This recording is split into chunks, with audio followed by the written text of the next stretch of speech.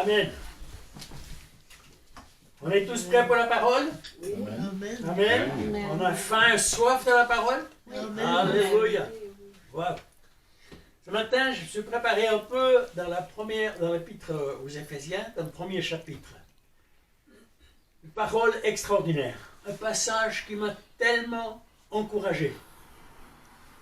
Les promesses de notre Seigneur. C'est tellement puissant, c'est tellement grand, c'est tellement extraordinaire. Je vous lis juste 2 versets. Vous les saisissez. Que la grâce et la paix du Seigneur vous soient données de la part de notre Dieu, Seigneur Dieu, notre Seigneur Jésus-Christ. Amen. Amen. Saisissez. Alléluia. En deuxième, béni soit Dieu le Père de notre Seigneur Jésus-Christ, qui nous a bénis de toute bénédiction spirituelle dans les lieux célestes en Jésus-Christ. Amen. Vous avez été bénis dans les lieux célestes en Jésus-Christ. Amen. Gloire à Dieu. C'est intéressant de voir Paul, il écrit cette épître. Il est en prison à Rome. Pas facile pour lui. Bon, c'est une prison un petit peu, pas trop stram. Il a le droit de recevoir des visites. Mais il a le droit d'écrire. C'est surtout ça qui est intéressant et important.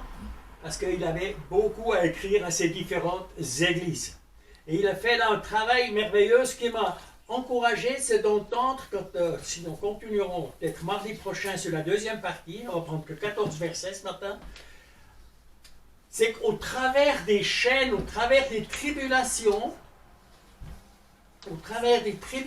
de Paul, les chrétiens ont été encouragés pour apporter la parole avec pleine assurance. Waouh! Au travers des persécutions de Paul, ils ont été encouragés pour apporter la parole. Ça m'a vraiment secoué. J'ai dit, waouh, c'est extraordinaire. Je vous prends verset par verset. Le verset 4. En lui, on va réaliser, sur ces 14 versets, 7 fois, nous allons entendre ce mot en lui, pour lui ou devant lui. Et quand il y a le mot lui, c'est Jésus-Christ, c'est personne d'autre. C'est Jésus-Christ. Amen. Alors, voilà, je pars. En lui, Dieu nous a élus avant la fondation du monde. Amen. Vous avez été tous élus avant la fondation du monde. Parce que vous avez été élus, vous êtes là ce matin. Waouh! Gloire à Dieu. C'est extraordinaire. Pour que vous soyez saints, irréprochables devant lui. Amen. Saint et irréprochable. En lui, vous êtes saint. Vous êtes irréprochable. Ça veut dire quoi?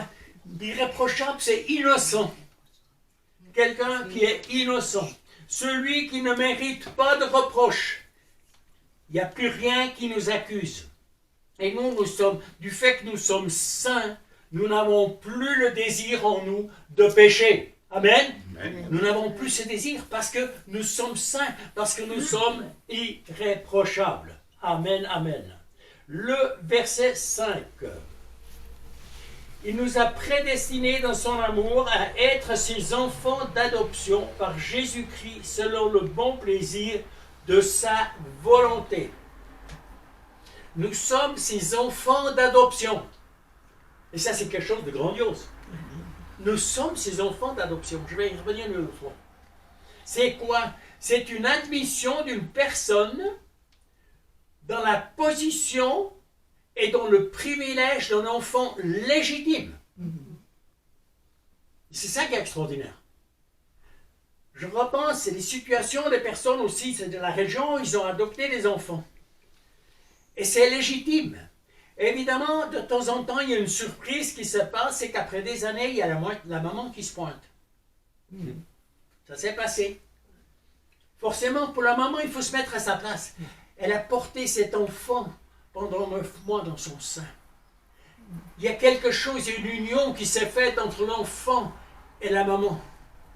Évidemment, sur des situations tragiques ou difficiles ou de décès dans des parents, je ne sais pas, les enfants ont été donnés en adoption. Mais tout d'un coup, il y a ce désir qui revient dans le cœur de la maman. Ça m'a touché. J'ai dit, wow, quelle souffrance pour les mamans, tout d'un coup, de réaliser, je ne vais plus revoir cet enfant. Ça doit être terrible. Ça doit être très terrible. Nous sommes des enfants légitimes de notre Papa par notre Seigneur Jésus-Christ. Amen. Le verset 5, il nous a prédestinés dans son amour. Je vais quand même vous lire ce verset.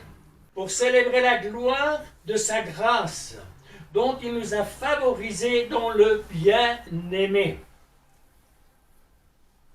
Vu que nous sommes prédestinés dans son amour, si nous prenions l'Ancien Testament, ce qui était parlé de la prédestination, c'était sur le peuple d'Israël. Et après, on a aussi l'alliance d'Abraham, qui a été prédestinée. Elle vise à la bénédiction de toutes les familles de la terre. Toutes les familles de la terre sont bénies en Abraham. Moi, je trouve ça quand même extraordinaire, quand on réfléchit à ça. Toutes les familles d'Abraham sont bénies. Alléluia. Toutes les familles. Gloire à Dieu. La prédestination, c'est quoi? Ça désigne un décret divin. C'est quelque chose qui ne peut pas être retranché. Ça ne peut pas être enlevé. Selon le bon plaisir de sa volonté.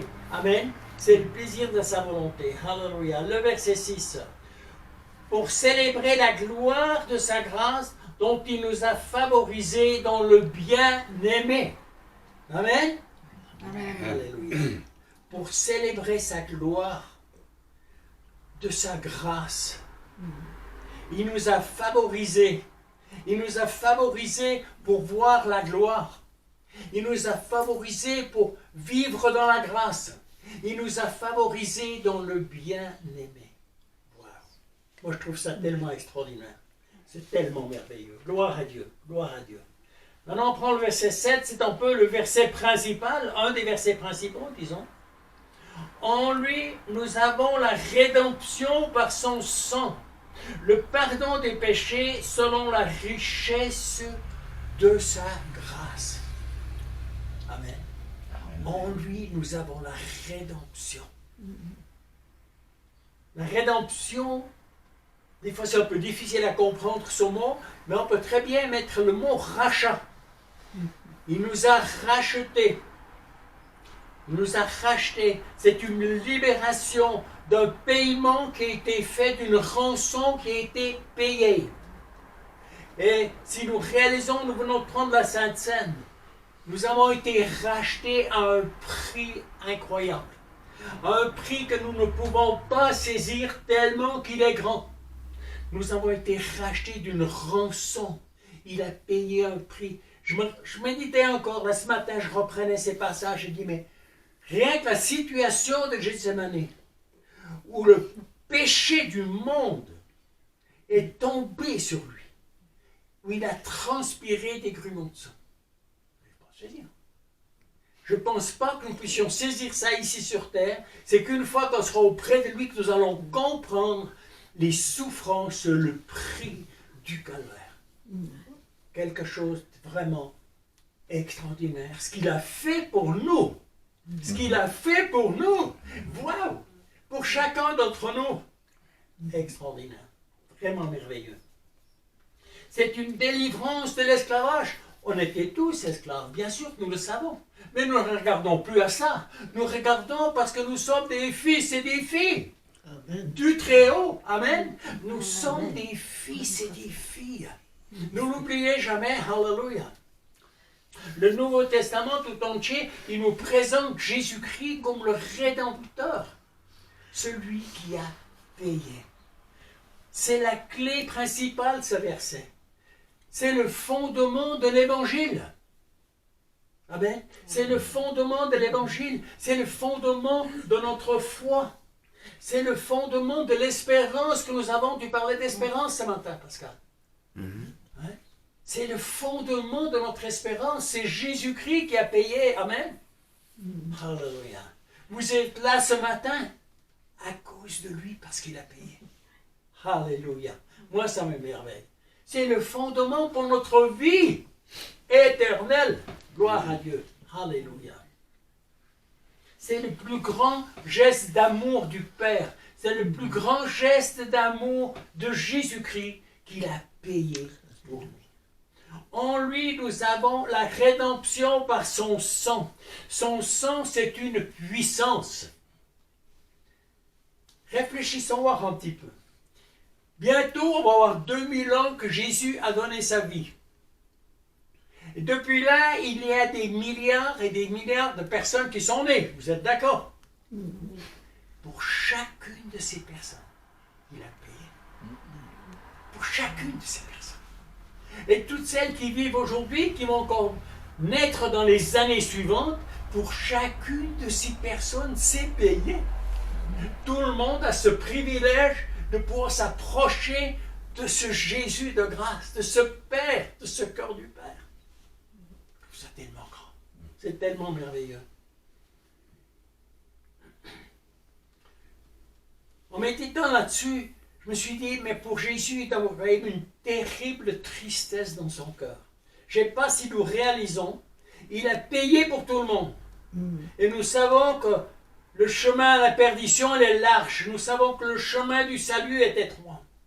Et toutes ces personnes qui ont dit non, à Jean 3,16, car Dieu a tant aimé le monde qu'il a donné son Fils unique, afin que quiconque croit en lui ait la vie éternelle. Tous ceux que tu rejetés, ça doit être une souffrance pour Jésus.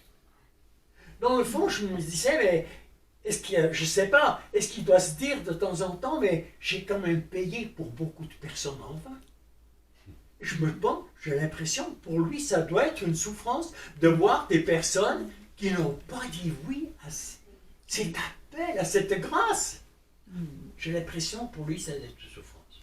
Selon la richesse de sa grâce. Amen. La grâce, c'est une richesse illimitée. Amen. Je me disais ce matin là-dessus, je me suis dit, mais si nous enlevions de la parole ce passage, ce livre n'aura plus aucune importance. C'est le point central. C'est le point central, il a payé pour chacun d'entre nous. Le verset 8. Il nous a fait connaître le mystère de sa volonté selon la bienveillance, le bienveillant destin qu'il avait formé en lui. Dieu a répandu sa grâce sur chacun d'entre nous. Il l'a répandue et il désire que nous ayons davantage de sagesse, davantage d'intelligence.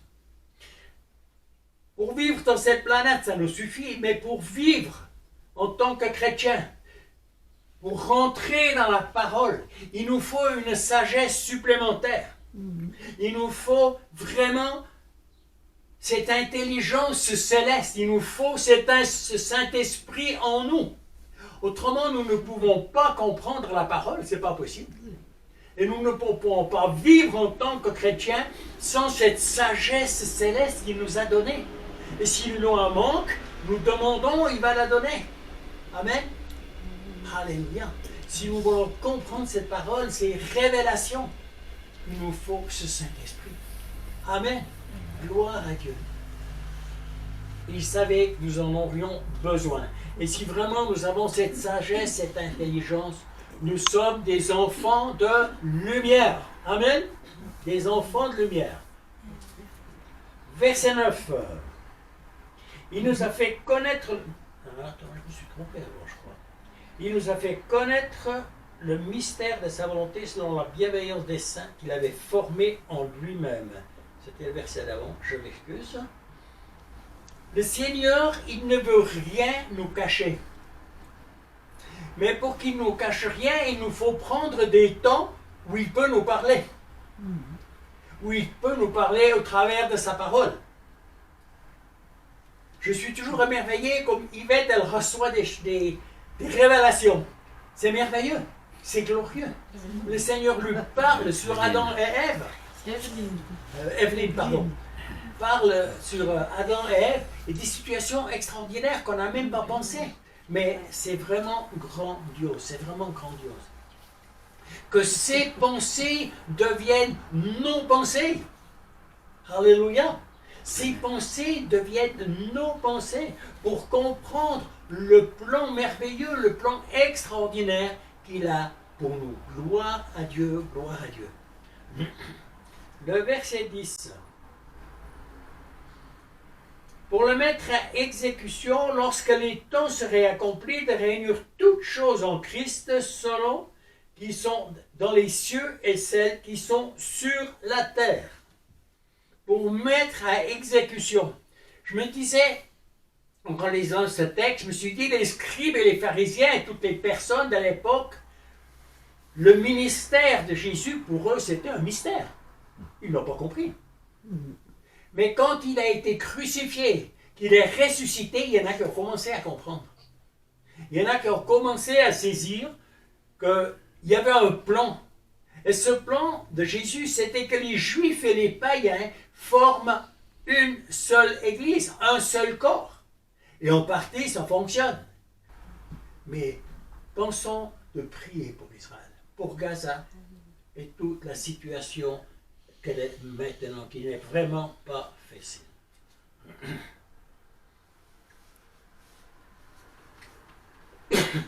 Il va nous rassembler pour être éternellement avec lui. Là, on peut se réjouir. Amen. Gloire à Dieu. Alléluia. Le verset 11. En lui, nous sommes aussi devenus héritiers, ayant été prédestinés suivant le plan de celui qui espère toutes choses d'après le conseil de sa volonté. Wow. On a été prédestinés à être des héritiers. Je vous ai dit avant, la prédestination, c'est un décret divin, c'est un décret céleste, c'est un décret éternel qui ne peut pas être revendiqué. Ça ne peut pas être annulé. Nous sommes héritiers de Dieu. En tant que ses enfants d'adoption de l'Esprit, qui nous permet de l'appeler Père, qui nous permet de l'appeler Papa. Wow! C'est tellement merveilleux de pouvoir l'appeler Papa. Pour moi, je trouve que c'est quelque chose d'extraordinaire. Autrefois, les croyants étaient vraiment sous l'esclavage de la loi. C'est Paul qui le dit dans l'Ancien Testament, c'est marqué. Mais Paul, il déclare une chose nouvelle, je vous l'ai déjà dit avant. Tu n'es plus esclave, lui disait dans sa lettre, mais vous êtes des fils et des filles.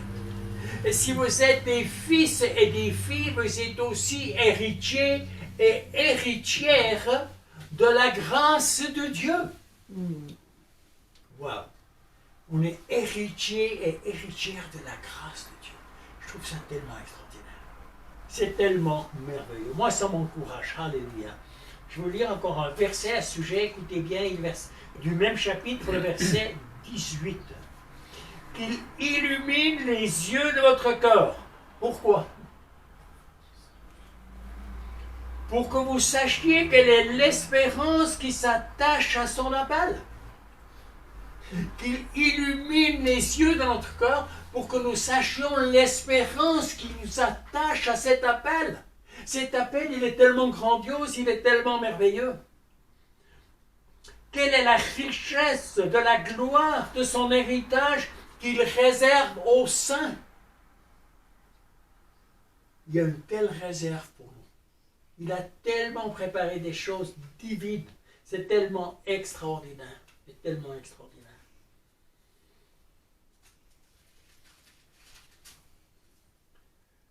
Le verset 12. Afin que nous servions à célébrer la gloire, nous qui d'avance avons espéré en Christ. Nous qui sommes ses fils et ses filles, nous sommes appelés à le célébrer. Nous l'avons fait ce matin. Nous sommes appelés à le louer, à l'adorer, à le glorifier. Alléluia. Il n'a personne d'autre pour le faire. Il n'a que nous. Enfin, il a son Église. On est d'accord. Mais il n'y a personne d'autre. Et c'est en le louant, c'est en l'adorant que commençons à nous approcher du cœur du Père. Et ça, pour moi, c'est quelque chose d'extraordinaire. C'est quelque chose de merveilleux, de s'approcher de ce cœur du Père. Alléluia. Je trouve ça tellement merveilleux. Pourquoi? Parce que nous avons compris ce que nous sommes et qui nous sommes en Jésus-Christ. Waouh! C'est pour ça que nous le louons, que nous l'adorons. Parce que nous savons que nous sommes la justice de Dieu. Alléluia. Que nous sommes sauvés par grâce. Alléluia. Nous sommes des grands privilégiés. Amen. Amen. Amen. Gloire à Dieu, nous sommes des grands privilégiés. Je vous lis le verset 13. Pour moi, c'est un verset qui m'a vraiment, ça m'a pris dans les entrailles. J'ai dit, mais t'es vraiment trop bon, Seigneur. T'es vraiment bon. Je vous lis ce verset 13. Pardon. En lui, vous aussi, après avoir entendu la parole de la vérité, l'évangile de votre salut, en lui, vous avez cru, vous avez été scellés du Saint-Esprit qui vous avait été promis. Quand on arrive à saisir ce qu'il y a là-dedans, je le relis. Il est tellement merveilleux. En lui, vous aussi, après avoir entendu la parole de vérité, l'évangile de votre salut, en lui, vous avez cru, vous avez été scellés du Saint-Esprit qui avait été promis. C'est tellement merveilleux. En méditant dans ce verset, j'étais devant le Seigneur, j'ai dit, mais mes paroles en français, elles ne vont pas suffire pour te rendre gloire, honneur, louange, adoration pour ce que tu as fait pour moi. Il me faut le parler en langue. Il me faut le chanter en langue. Et c'est là que je vais arriver à donner cette adoration, cette louange à mon Père, à Jésus, pour ce qu'il a fait pour moi. C'est tellement grand, c'est tellement puissant. Je trouve ce verset, ça m'a vraiment touché. Quand on commence vraiment à méditer, à relire, tout d'un coup, ça prend une ampleur qui vous prend vraiment un peu dans les entrailles. Et je trouve ça merveilleux. Je trouve ça extraordinaire. En lui, il a tout donné. Il a tout donné. Par lui, les écluses des cieux se sont ouvertes et nous recevons ces bénédictions. Alléluia. Nous recevons ces bénédictions. Lui, il a donné sa vie, il a donné son sang. De lui est sortie la parole la plus extraordinaire. Tout est accompli au travers de lui, à travers de lui, en lui, parce qu'il a payé le prix. Gloire à Dieu. Gloire à Dieu. Si on peut, je vais encore ce matin. Je veux relire le verset 7, écoutez bien. En lui, nous avons la rédemption par son sang, le pardon des péchés selon la richesse de sa grâce. En lui, vous aussi, après avoir entendu la parole de vérité, l'évangile de votre salut, en lui, vous avez cru, vous avez été scellés du Saint-Esprit qui avait été promis, lequel est un gage de notre héritage pour la rédemption de ceux que Dieu s'est acquis, pour célébrer sa gloire. Vous êtes là ce matin, vous êtes acquis pour célébrer sa gloire, pour l'adorer, pour l'élever. Alléluia. Je trouve que c'est extraordinaire. Je trouve ça extraordinaire.